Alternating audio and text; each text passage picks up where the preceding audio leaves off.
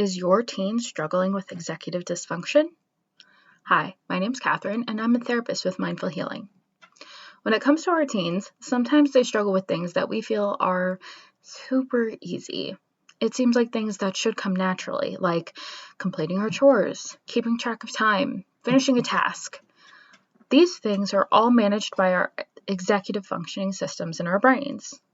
In teens, this part of their brain is not fully developed, so sometimes they struggle a bit more than others. But when someone is struggling with mental illness, like ADHD, depression, or anxiety, the executive functioning portion of their brain is even more impaired than it might otherwise be.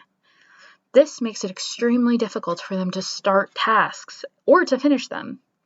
This can look like things where they may say they want to do something, but they just can't, and then they can't explain why. The feeling's incredibly frustrating and sometimes depressing.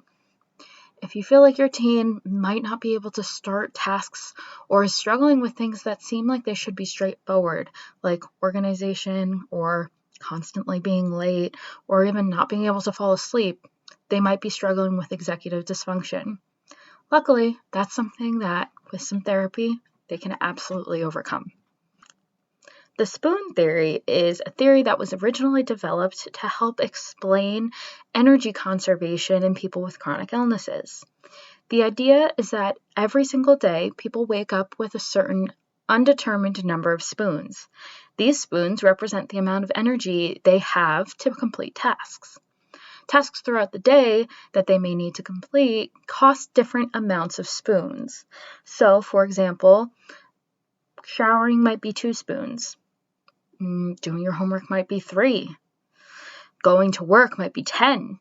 It can vary based on the person and the activity.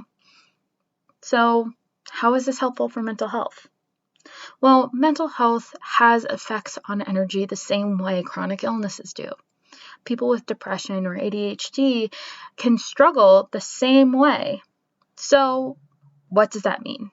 It means that we can use this theory as a way for them to communicate how they're feeling regarding their energy levels and what they feel up to tackling. But it also means we can set them up for success if we develop spoon budgets. So these budgets are variable based on if it's a low spoon day or a high spoon day. If someone wakes up in the morning and they know they just don't have a lot of energy that day, it's a low spoon day.